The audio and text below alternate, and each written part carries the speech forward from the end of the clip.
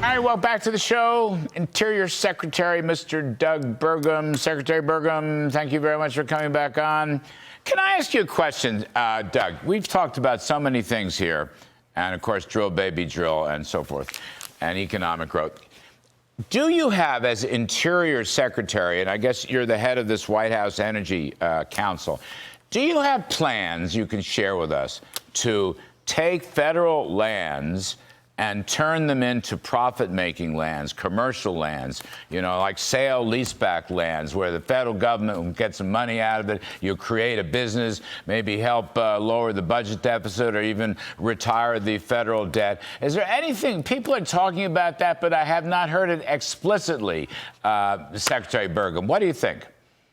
Well, absolutely, Larry. And of course, Interior, if we were a standalone company, Interior, we'd have the largest balance sheet in the world. 500 million acres of surface, 700 million acres of subsurface, over 2 billion of offshore acres.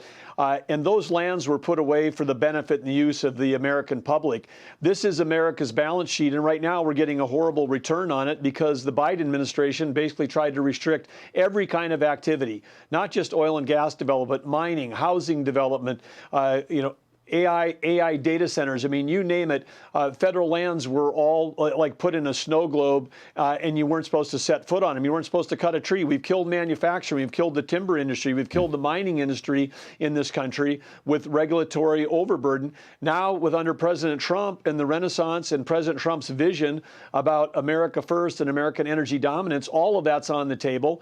And the opportunity for us to generate revenue and to generate private sector investment on federal lands and bring revenue to pay down the debt and to bring revenue up, get our revenue up and get our costs down. This is our path to balancing the budget in America. So basically, I'm on the right track in thinking you're going to follow through with this. And can you just give us a hint to suggest it could be oil and gas, it could be minerals, I don't know, it could be a lot of different things.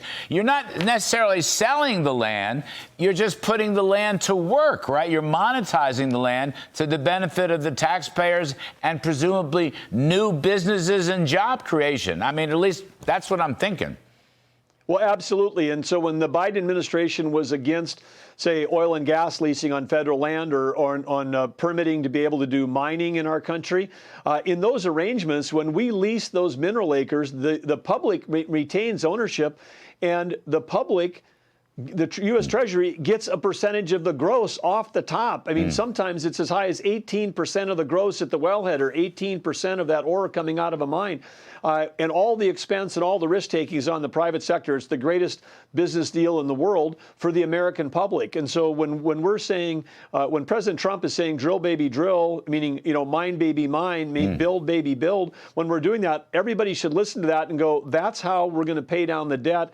That's how we're going to reduce taxes in this country, is driving revenue from the enormous asset side of the balance sheet that America has. Everybody knows about the $36.5 trillion in debt, Larry, but what's our asset? Our assets could be triple that in what we own as resources. And if we can document that and help put a number on the asset side of the balance sheet, that alone should reduce the long-term interest rates on all the debt in this country, because people would say, wow, this is a really healthy operation. Their assets far exceed their liabilities. Secretary, last one. I just got 30 seconds, but oil prices are coming down.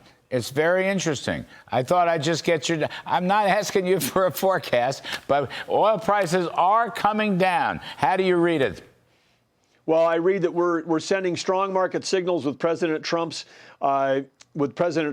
policies, which is we're going to expand production. We're going to have an opportunity to increase supply. When people see that, oil gets traded like stocks and futures markets. They understand in the future we're going to have more, not less. That's helpful on getting the price down. All right, terrific stuff. Interior Secretary Doug Burgum, thank you, sir. We appreciate it always.